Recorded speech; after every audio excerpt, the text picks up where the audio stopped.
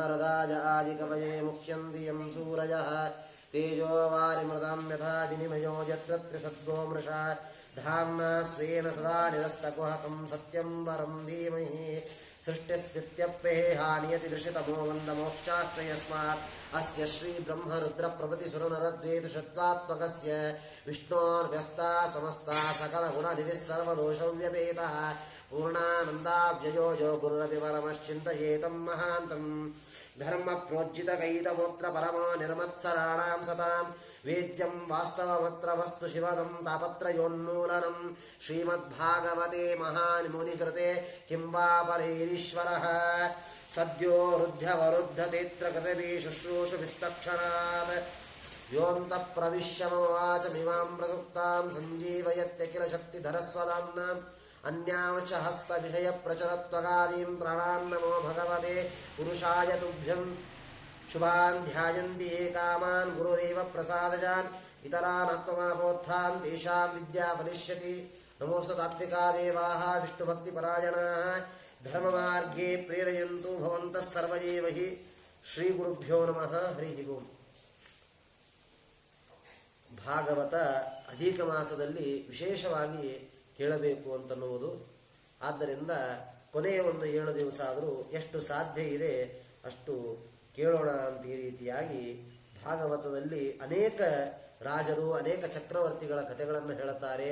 ಹಾಗೂ ಅನೇಕ ಭಗವದ್ಭಕ್ತರು ಹೀಗೆ ಅನೇಕ ರೀತಿಯಾಗಿರ್ತಕ್ಕಂಥದ್ದು ಭಾಗವತವನ್ನು ಎಷ್ಟು ಬಾರಿ ಕೇಳಿದರೂ ಅದು ಕಡಿಮೆ ಅಂತ ಹೇಳುತ್ತಾರೆ. ಪ್ರೋಜ್ಜಿತ ಕೈತವಃ ಅಂದರೆ ಫಲ ಅನಪೇಕ್ಷೆಯ, ಅಂದರೆ ಫಲ ಅಪೇಕ್ಷೆ ಇಲ್ಲದೆ ಇರತಕ್ಕಂತಹ ಕರ್ಮಗಳನ್ನು ನಾವು ಮಾಡಬೇಕು ಅಂತನ್ನುವುದನ್ನು ಹೇಳುತ್ತಾರೆ. ಮತ್ತು ತಿತಿಕ್ಷವಃ ಕಾರುಣಿಕಾಃ ಸುಹೃದಃ ಸರ್ವದೇಹಿನಾಂ ಅಜಾತ ಶತ್ರವಃ ಶಾಂತಾಃ ಸಾಧವಃ ಸಾಧುಭೂಷಣಾಃ ಮಯ್ಯನನ್ನೇನ ಭಾವೇನ ಭಕ್ತಿಂ ಕುರುವಂತಿ ಯೇ ದೃಢಾಂ. ಈ ರೀತಿಯಾಗಿ ಇದು ಸಜ್ಜನ ಲಕ್ಷಣಗಳು. ಅಂದರೆ ಹೇಗೆ ಇರಬೇಕು ಸಜ್ಜನರು ಅಂದರೆ ಸತಾಂಚ ಅಂದರೆ ಮಾತ್ಸರ್ಯ ಇರಬಾರದು. ತಿತಿಕ್ಷವಃ ಕಾರುಣಿಕ ಇನ್ನೊಬ್ಬರ ಮೇಲೆ ಕರುಣೆ, ಹಾಗೂ ಎಂದಿಗೂ ಇನ್ನೊಬ್ಬರಿಗೆ ಇವರು ಶತ್ರು ಅಂತ ಅನಿಸಿಕೊಳ್ಳಬಾರದು. ಅಜಾತ ಶತ್ರವ ಶಾಂತಹ, ಆ ರೀತಿಯಾಗಿ ಯಾರು ಇರ್ತಾರೆ ಅವರಿಗೆ ಸಜ್ಜನರು ಅಂತ ಕರೆಸಿಕೊಳ್ಳುತ್ತಾರೆ. ಇಲ್ಲಿ ಅರ್ಜುನನ ವಿಚಾರಗಳಲ್ಲಿ ನಾವು ತಿಳಿದುಕೊಳ್ಳುತ್ತೇವೆ. ಏಕಲವ್ಯ ಅವನು ಅರ್ಜುನನಿಗಿಂತಲೂ ಉತ್ತಮವಾದ ಬಿಲ್ವಿದ್ಯೆಯನ್ನು ಕಲಿತಿರ್ತಾನೆ. ಆಗ ಅಲ್ಲಿ ನಮಗೆ ಅದು ತಪ್ಪು ಅಂತ ಅನಿಸಿದರೆ ಅಲ್ಲಿ ತಪ್ಪು ಅಲ್ಲ. ಯಾಕೆಂದರೆ ಅವನು ಉತ್ತಮನಾಗಿರ್ತಕ್ಕಂಥವನು. ಉತ್ತಮರು ಅಧಮರಲ್ಲಿ ಮಾತ್ಸರ್ಯ ಮಾಡಿದರೆ ಅದು ತಪ್ಪಲ್ಲ. ಆದರೆ ಚಿಕ್ಕವರು ಉತ್ತಮರಲ್ಲಿ ಮಾತ್ಸರ್ಯ ಮಾಡುವುದು ಅದು ತಪ್ಪು ಅಂತ ಆಗ್ತದೆ. ಆದ್ದರಿಂದ ಅದಕ್ಕೆ ಆ ರೀತಿಯಾಗಿ ತಪ್ಪನ್ನು ಮಾಡಬಾರದು. ಆದ್ದರಿಂದ ಅರ್ಜುನನ ವಿಷಯದಲ್ಲಿ ಅದು ತಪ್ಪು ಅಂತ ಅನಿಸಿಕೊಳ್ಳೋದಿಲ್ಲ ಅಂತನ್ನುವುದನ್ನು ತಿಳಿಸ್ತಾರೆ. ಉತ್ತಮೇ ಸ್ವಾತ್ಮನೋ ನಿತ್ಯಂ ಮಾತ್ಸರ್ಯಂ ಪರಿವರ್ಜಯೇತ್ ಕುರುತೆ ಯತ್ರ ಮಾತ್ಸರ್ಯಂ ತತ್ತ ತಸ್ಯ ವಿಹೀಯತೆ. ಎಂದಿಗೂ ಉತ್ತಮರಲ್ಲಿ ಮಾತ್ಸರ್ಯವನ್ನು ಮಾಡಬಾರದು. ನಮಗಿಂತಲೂ ದೊಡ್ಡವರಿಗೆ ಅವರಿಗೆ ಅಂದರೆ ಅವರು ಹೇಳಿದ್ದನ್ನು ಕೇಳದೇ ಇರೋದು, ಅಥವಾ ಅವರಿಗೆ ಏನಾದರೂ ಒಳ್ಳೆಯದಾದರೆ ಅದನ್ನು ಸಹಿಸಲಿಕ್ಕಾಗದೇ ಇರೋದು, ಇದೆಲ್ಲ ಸಜ್ಜನರ ಲಕ್ಷಣಗಳಲ್ಲ. ಆದ್ದರಿಂದ ಎಂದಿಗೂ ಉತ್ತಮರಲ್ಲಿ ಮಾತ್ಸರ್ಯವನ್ನು ಮಾಡಬಾರದು ಅಂತ ಈ ರೀತಿಯಾಗಿ ಭಾಗವತ ನಮಗೆ ತಿಳಿಸಿಕೊಡುತ್ತದೆ. ನಿಗಮ ಕಲ್ಪತರೋರ್ ಗಲಿತಂ ಫಲಂ ಶುಕಮುಖಾದ್ ಅಮೃತದ್ರವ ಸಂಯುತಂ ಪಿಬತ ಭಾಗವತಂ ರಸಮಾಲಯಂ ಮುಹುರಹೋ ರಸಿಕಾ ಭುವಿ ಭಾವುಕಾಃ. ಶುಕಾಚಾರ್ಯರು ಈ ಭಾಗವತವೆಂಬ ಫಲವನ್ನ ನಮಗೆ ಕೊಟ್ಟಿದ್ದಾರೆ. ಹೇಗೆ ಒಂದು ವೃಕ್ಷದಲ್ಲಿ ನೋಡ್ರಿ, ಗಿಳಿ ಕಚ್ಚಿದ್ದ ಹಣ್ಣ ಎಂದಿಗೂ ಅದು ಯಾವಾಗಲೂ ಸಿಹಿಯಾಗಿ ಇರ್ತದೆ, ಸಿಹಿ ಇಲ್ಲ ಅಂತ ಹೇಳಲಿಕ್ಕೆ ಸಾಧ್ಯ ಇಲ್ಲ.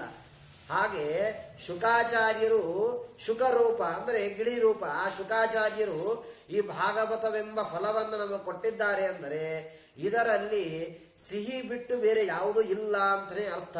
ಅಷ್ಟು ಉತ್ತಮವಾಗಿರ್ತಕ್ಕಂಥದ್ದು ಭಾಗವತ.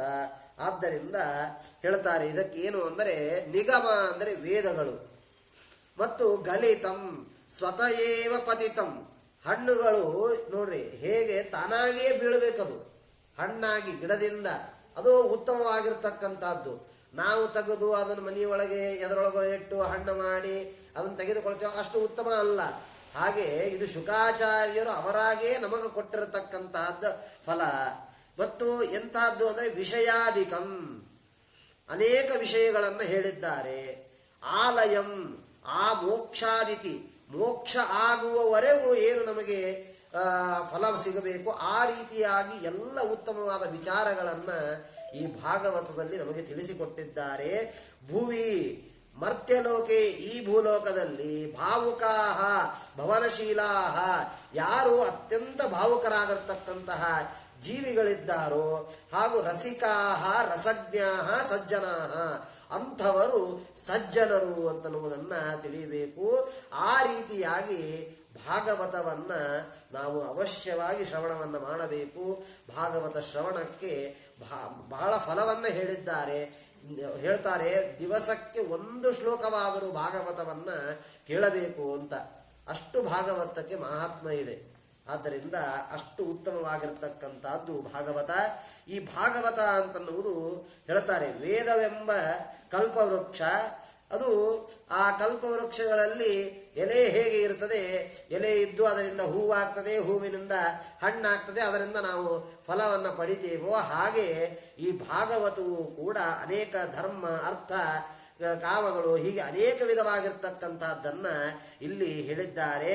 ಆದರೆ ಇದು ಯಾವುದು ಅಪೇಕ್ಷೆ ಇಲ್ಲದೇನೆ ನಾವು ಪರಮಾತ್ಮನಿಯಲ್ಲಿ ಭಕ್ತಿಯನ್ನ ಮಾಡಿದರೆ ಪರಮಾತ್ಮ ಅವಶ್ಯವಾಗಿ ಅನುಗ್ರಹವನ್ನ ಮಾಡ್ತಾನೆ. ಆದ್ದರಿಂದ ನಾವು ಮಾಡತಕ್ಕಂತಹ ಧರ್ಮ ಕಾರ್ಯಗಳು, ವೃತ ನಿಯಮಗಳು, ಇದು ಯಾವುದರಲ್ಲೂ ಅಪೇಕ್ಷಾ ಇಟ್ಟುಕೊಂಡು ಮಾಡಬಾರದು.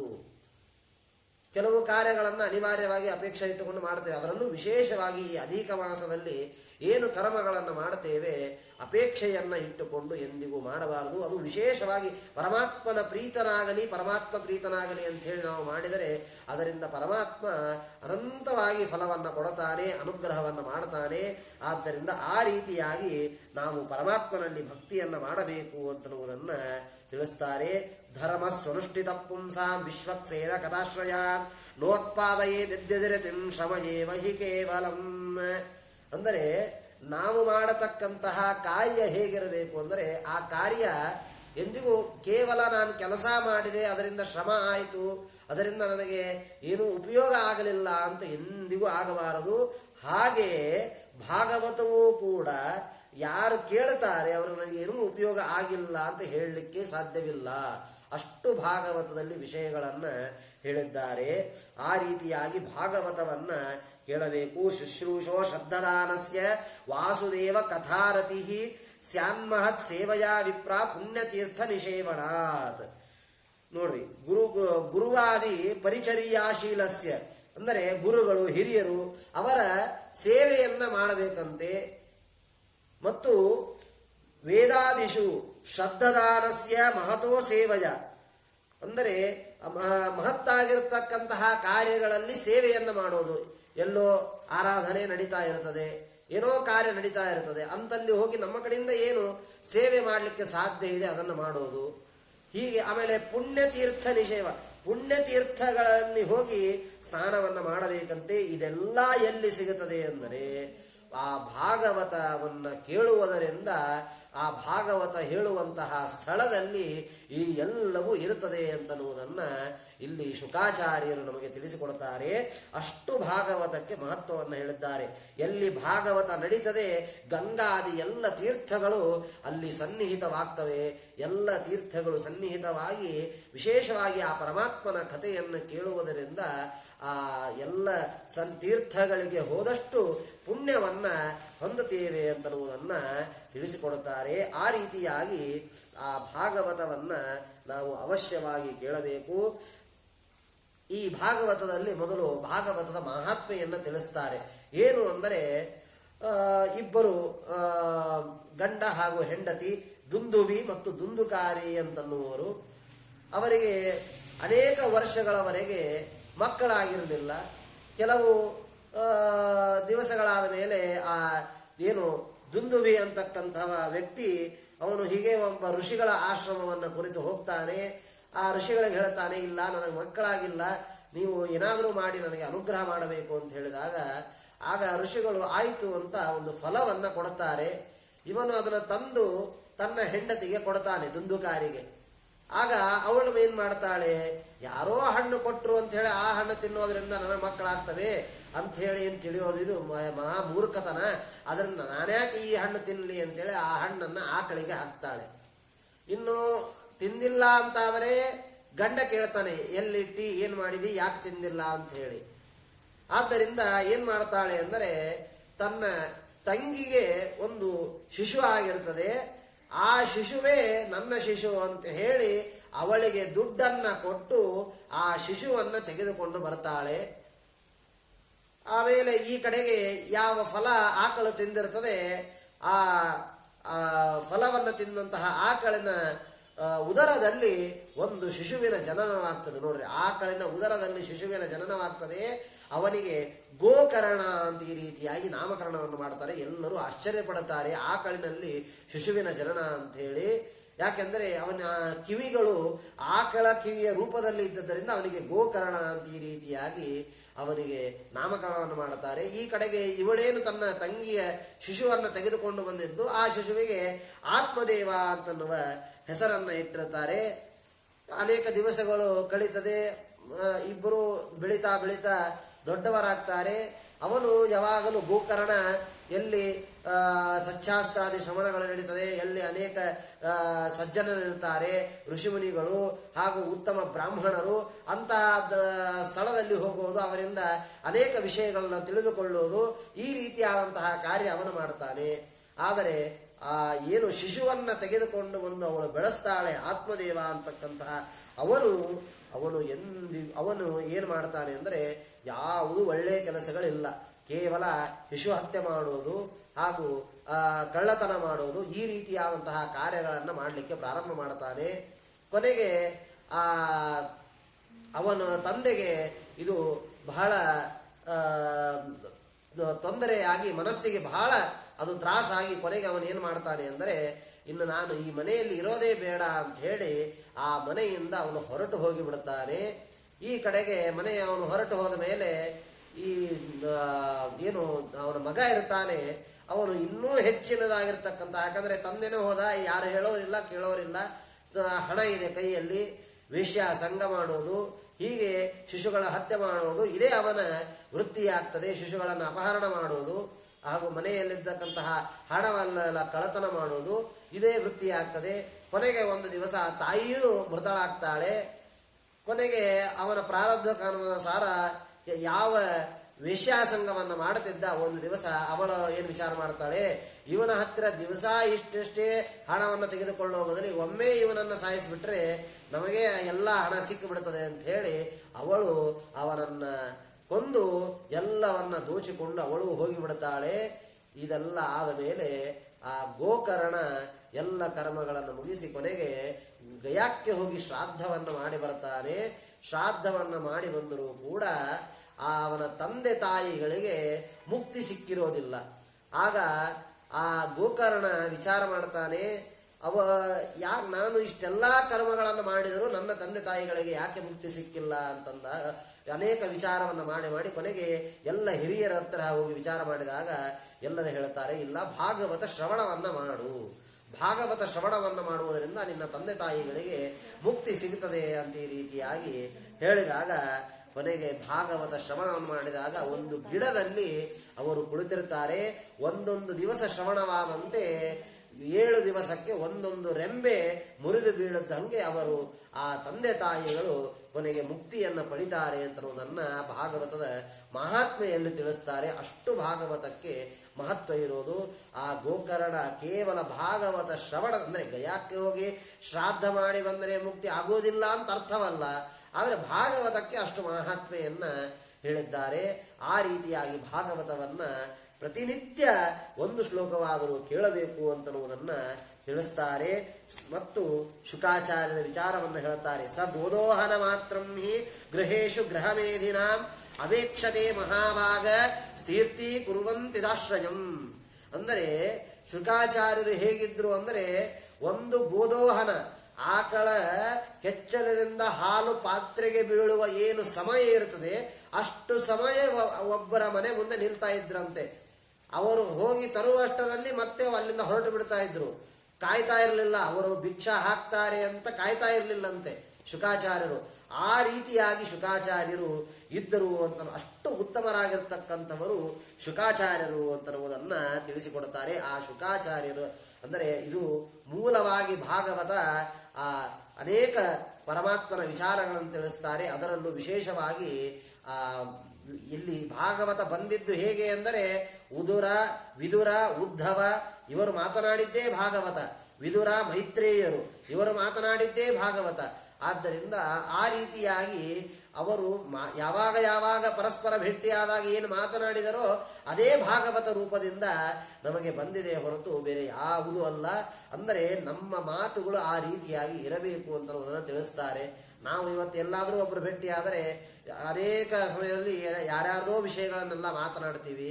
ಆದರೆ ವಿದುರ, ಮೈತ್ರೇಯರು, ವಿದುರ, ಉದ್ಧವ ಅವರು ಎಂದಿಗೂ ಆ ರೀತಿಯಾಗಿ ಮಾಡಲಿಲ್ಲ. ಆದ್ದರಿಂದಲೇ ಅವರು ಆ ರೀತಿಯಾಗಿ ಮಹಾನುಭಾವರು ಅಂತನ್ನುವುದನ್ನು ತಿಳಿಸಿಕೊಡುತ್ತಾರೆ. ಇನ್ನು ವಿಶೇಷ ಅಂದರೆ ಭಾಗವತಕ್ಕೆ ನಿವೃತ್ತ ಧರ್ಮ ಅಂತ ಈ ರೀತಿಯಾಗಿ ಕರೆಸಿಕೊಳ್ಳುತ್ತದೆ. ಯಾಕಂದರೆ ಭಾಗವತವನ್ನ ಕೇಳುವುದರಿಂದ ಅನೇಕ ವಿಚಾರಗಳು ನಮಗೆ ಬರ್ತವೆ ಮತ್ತು ಭಾಗವತವನ್ನು ಕೇಳುವುದರಿಂದ ನಿವೃತ್ತಿಯನ್ನು ಹೊಂದಬೇಕು. ಅಂದರೆ ಜೀವ ಧರ್ಮ ಮಾರ್ಗದಲ್ಲಿ ಪ್ರವೃತ್ತಿಯನ್ನು ಹೊಂದಿ ಲೌಕಿಕ ಮಾರ್ಗದಿಂದ ನಿವೃತ್ತಿಯನ್ನು ಹೊಂದಬೇಕು. ಅದಕ್ಕೆ ಮುಖ್ಯವಾಗಿರ್ತಕ್ಕಂಥದ್ದು ಭಾಗವತ ಅಂತನ್ನುವುದನ್ನು ತಿಳಿಸಿಕೊಡುತ್ತಾರೆ. ಅಂದರೆ ಲೌಕಿಕ ಜೀವನದ ನಿವೃತ್ತಿ ಆಗಬೇಕು, ಆಧ್ಯಾತ್ಮಿಕವಾಗಿರ್ತಕ್ಕಂತಹ ಜೀವನದಲ್ಲಿ ಪ್ರವೃತ್ತನಾಗಬೇಕು. ಅಂದಾಗ ಮಾತ್ರ ಅದು ನಿಜವಾಗಿ ಸಾರ್ಥಕವಾಗ್ತದೆ. ನಾವು ಯಾವಾಗೋ ಒಂದು ಸಲ ಅಥವಾ ರಿಟೈರ್ಡ್ ಆದ್ಮೇಲೆ ನಾನು ಎಲ್ಲ ಮಾಡ್ತೀನಿ ಅಂದರೆ ಸಾಧ್ಯ ಇಲ್ಲ. ಆದ್ದರಿಂದ ಲೌಕಿಕ ಜೀವನ ಇದು ಎಂದಿಗೂ ಮುಗಿಲಿಕ್ಕೆ ಸಾಧ್ಯ ಇಲ್ಲ. ಲೌಕಿಕ ಜೀವನ ಅಂತನ್ನುವುದು ಅದನ್ನ ನಾವೇ ಮುಗಿಸಿಕೊಳ್ಳಬೇಕು, ಇಲ್ಲದಾದ್ರೂ ಮುಗಿಯೋದಿಲ್ಲ ಲೌಕಿಕ ಜೀವನ. ಇವತ್ತು ಎಷ್ಟೋ ಜನ ನೋಡ್ತೇವೆ ರಿಟೈರ್ಡ್ ಆದ ಮೇಲೂ ಕೆಲಸಕ್ಕೆ ಹೋಗುವವರು ಇದ್ದಾರೆ. ಹಾಗಾದರೆ ಮೇಲೂ ನಾವು ಅದೇ ಲೌಕಿಕ ಜೀವನ ಮಾಡುವುದಾದರೆ ಧರ್ಮವನ್ನ ಮಾಡೋದು ಯಾವಾಗ ಅಂತನ್ನುವ ಪ್ರಶ್ನೆ ಬರುತ್ತದೆ. ಆದ್ದರಿಂದ ಲೌಕಿಕ ಜೀವನದಿಂದ ನಿವೃತ್ತಿಯಾಗಬೇಕು, ಆಧ್ಯಾತ್ಮಿಕದಲ್ಲಿ ಪ್ರವೃತ್ತರಾಗಬೇಕು ಅಂತನ್ನುವುದನ್ನ ಮುಖ್ಯವಾಗಿ ಇಲ್ಲಿ ತಿಳಿಸಿಕೊಡುತ್ತಾರೆ. ಮತ್ತು ನಿಷ್ಕಾಮ ಕರ್ಮ ಇದೇ ನಿವೃತ್ತ ಧರ್ಮ. ನೋಡ್ರಿ, ನಿವೃತ್ತ ಧರ್ಮ ಯಾವುದು ಅಂತಂದರೆ ನಿಷ್ಕಾಮ ಕರ್ಮವೇ ನಿವೃತ್ತ ಧರ್ಮ. ಅಂದರೆ ಯಾವ ಅಪೇಕ್ಷೆಗಳು ಇಲ್ಲದೇನೆ ಕರ್ಮ ಮಾಡುವುದು ಇದು ನಿಷ್ಕಾಮ ಕರ್ಮ. ಇದು ನಮ್ಮ ಮೋಕ್ಷಕ್ಕೆ ಕಾರಣವಾಗ್ತದೆ.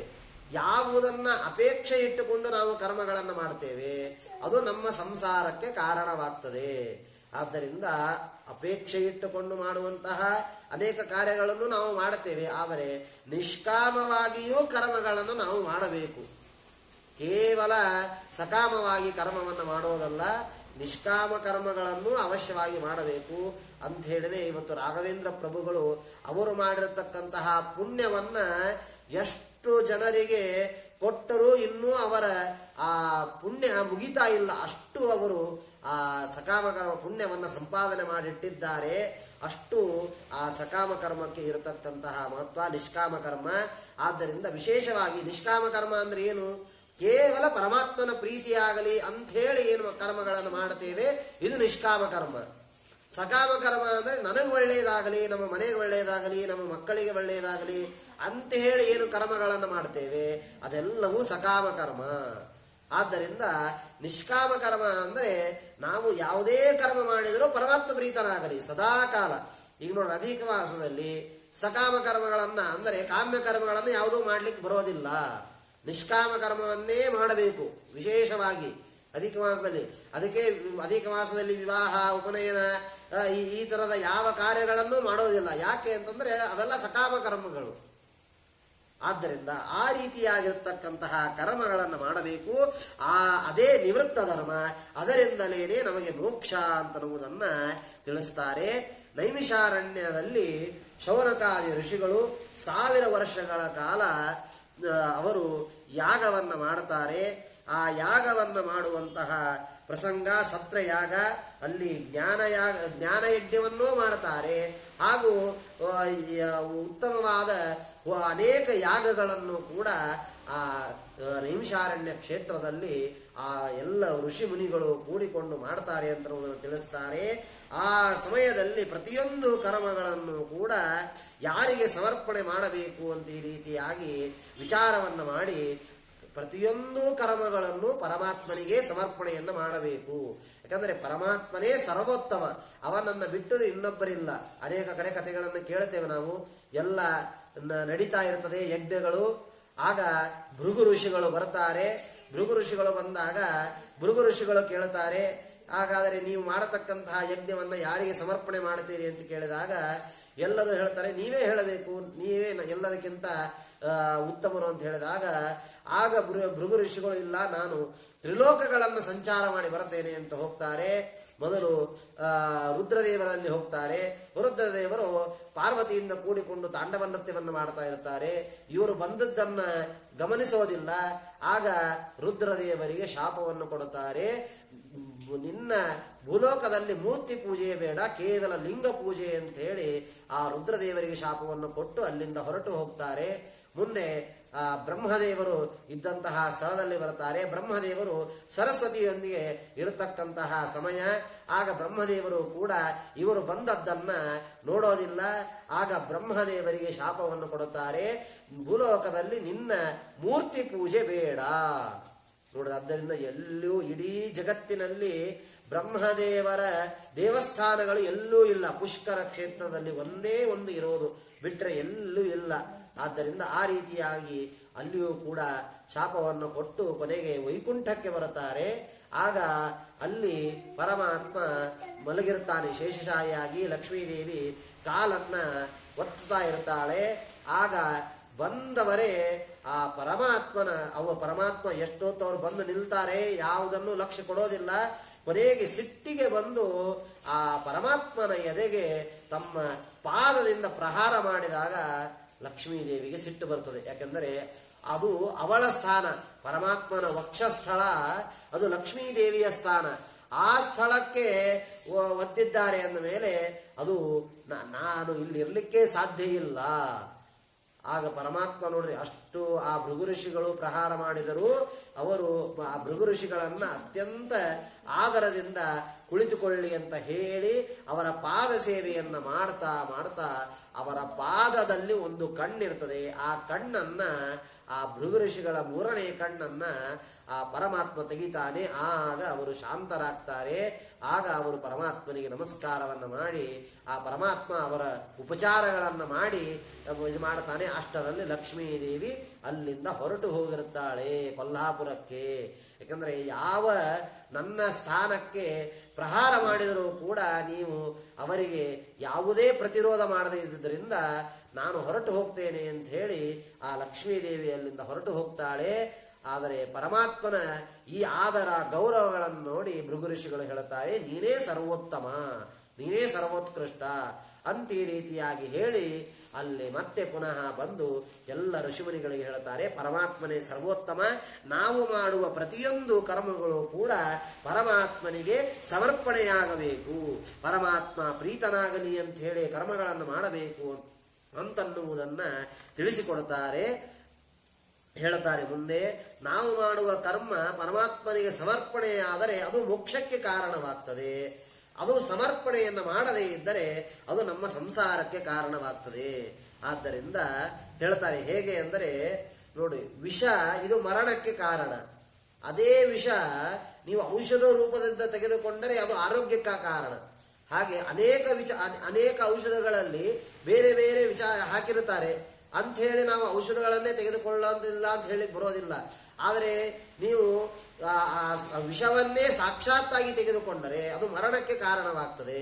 ಆದರೆ ಅದೇ ವಿಷಯನ್ನ ಅನೇಕ ಔಷಧಗಳಲ್ಲಿ ಹಾಕಿರುತ್ತಾರೆ, ಅದು ನಮಗೆ ಗೊತ್ತಿರೋದಿಲ್ಲ, ಆದರೆ ಅದು ಆರೋಗ್ಯಕ್ಕೂ ಕಾರಣವಾಗ್ತದೆ.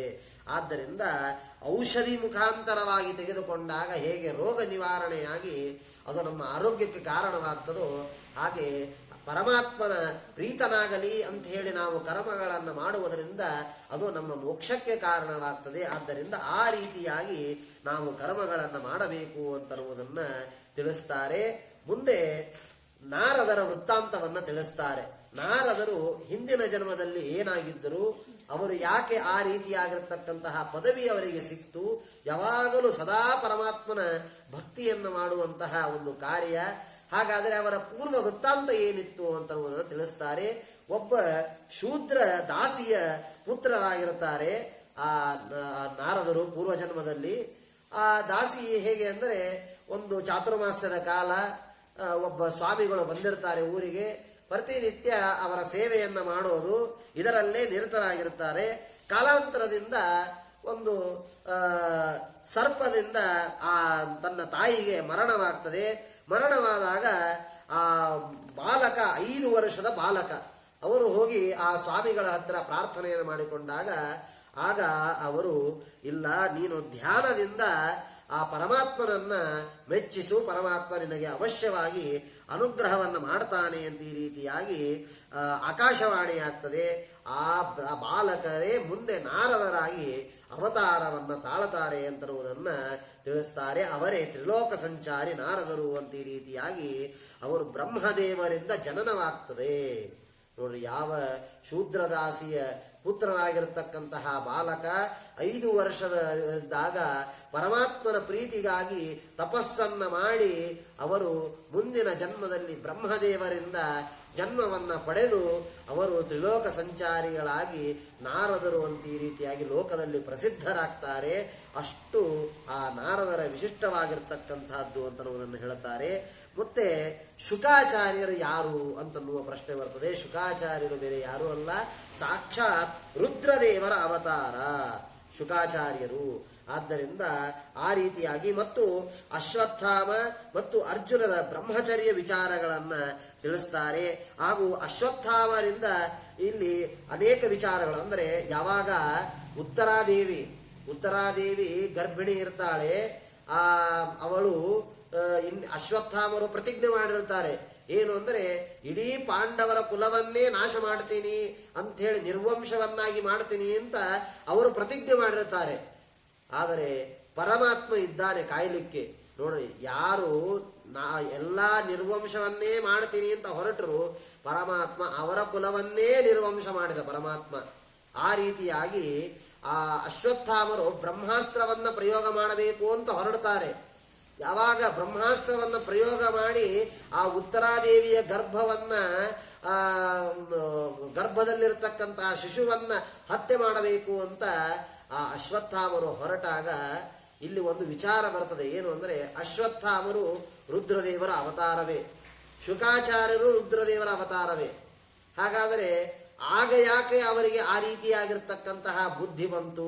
ಆ ಉತ್ತರಾದೇವಿಯನ್ನ ಸಂಹಾರ ಮಾಡುವುದರ ಮೂಲಕವಾಗಿ ಆ ಶಿಶುವನ್ನ ಹತ್ಯೆ ಮಾಡಬೇಕು ಅನ್ನುವ ಬುದ್ಧಿ ಈಗ ಯಾಕೆ ಉಪದೇಶ ಬೇಕಂತನ್ನುವ ಬುದ್ಧಿ ಬಂತು ಅಂದರೆ, ಆಗ ದುರ್ಯೋಧನನ ಅನ್ನವನ್ನ ತಿಂತಾ ಇದ್ದುದರಿಂದ ಆ ರೀತಿಯಾಗಿರ್ತಕ್ಕಂತಹ ಬುದ್ಧಿ ಅಶ್ವತ್ಥಾಮರಿಗೆ ಇತ್ತು. ಆದರೆ ಈಗ ಅವರೇ ಶುಕಾಚಾರ್ಯರಾಗಿ ಉತ್ತಮರಾಗಿರ್ತಕ್ಕಂತಹ ಜನ್ಮವನ್ನು ಪಡೆದದ್ದರಿಂದ ಅಲ್ಲಿ ಅದಕ್ಕೆ ಹೇಳ್ತಾರೆ. ಏನು ಅಂದರೆ, ಆ ಯಾವ ಅಶ್ವತ್ಥಾಮರು ಬ್ರಹ್ಮಾಸ್ತ್ರವನ್ನ ಪ್ರಯೋಗ ಮಾಡಿ ಕೊಲ್ಲಬೇಕು ಅಂತ ಹೊರಟಾಗ ಉತ್ತರಾದೇವಿ ಪ್ರಾರ್ಥನೆಯನ್ನು ಮಾಡ್ತಾಳಂತೆ, ಮಾಮೇ ಗರ್ಭೋ ನಿಪಾತ್ಯತ, ಅಂದರೆ ನನ್ನನ್ನ ಕೊಲ್ಲು, ಆದರೆ ನನ್ನ ಗರ್ಭವನ್ನ ಮಾತ್ರ ಏನೂ ಮಾಡಬೇಡ ಅಂತ ಈ ರೀತಿಯಾಗಿ ಪರಮಾತ್ಮನನ್ನ ಪ್ರಾರ್ಥನೆಯನ್ನು ಮಾಡಿಕೊಳ್ತಾಳಂತೆ. ಆ ರೀತಿಯಾಗಿ ಅಂದರೆ ತಾಯಿಯ ಪ್ರೀತಿ ಅಷ್ಟು ಉತ್ತಮವಾಗಿರ್ತಕ್ಕಂಥದ್ದು.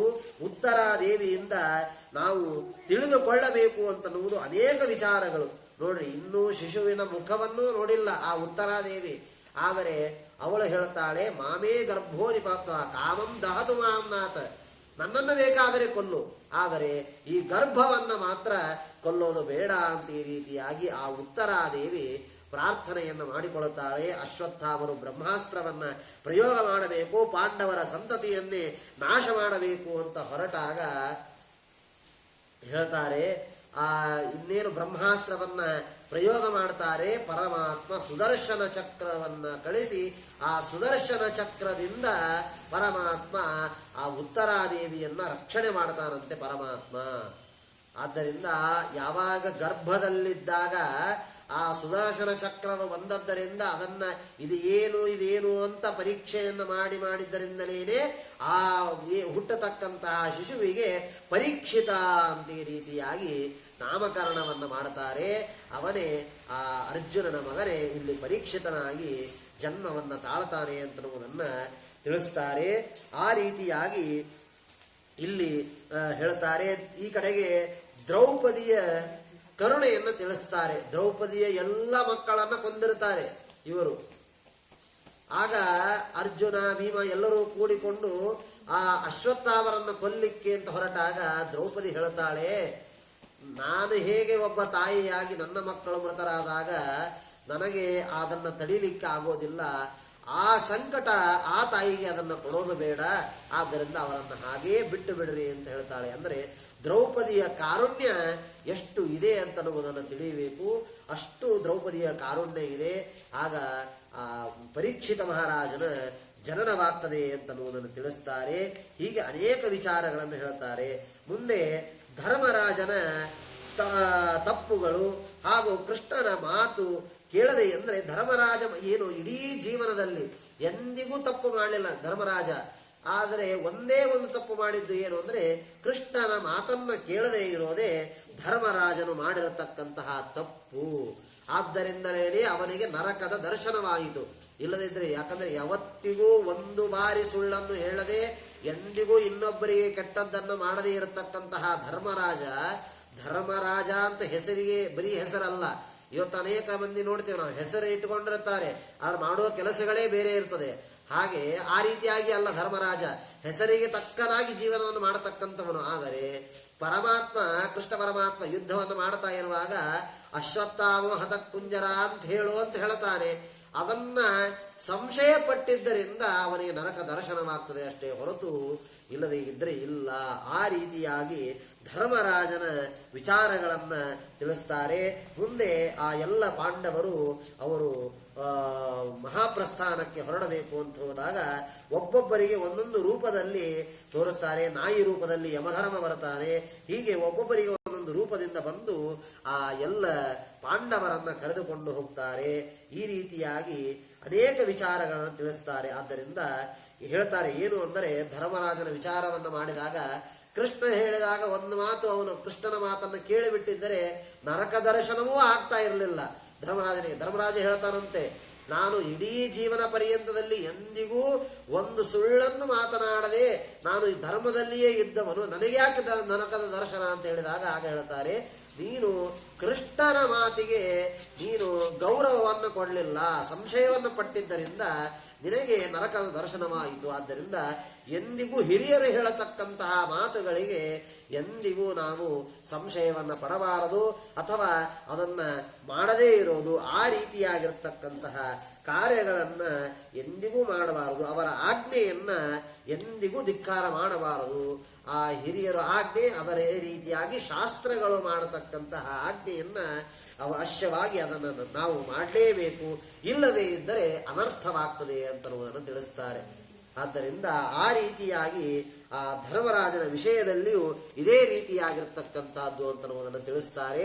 ನೋಡ್ರಿ, ಅಷ್ಟು ಯಾವಾಗಲೂ ಧರ್ಮದಿಂದ ಇರತಕ್ಕಂಥವನು, ಅಂಥವನಿಗೆ ನರಕದ ದರ್ಶನವಾಯಿತು ಅಂತ ಆದರೆ ಇನ್ನು ನಮ್ಮಂತಹ ಜೀವರ ಗತಿ ಏನು ಅಂತನ್ನುವುದನ್ನ ಇಲ್ಲಿ ತಿಳಿದುಕೊಳ್ಳಬೇಕು ಅಂತ ಹೇಳ್ತಾ ಮಧ್ವಾಂತರ್ಗತ ಶ್ರೀಕೃಷ್ಣ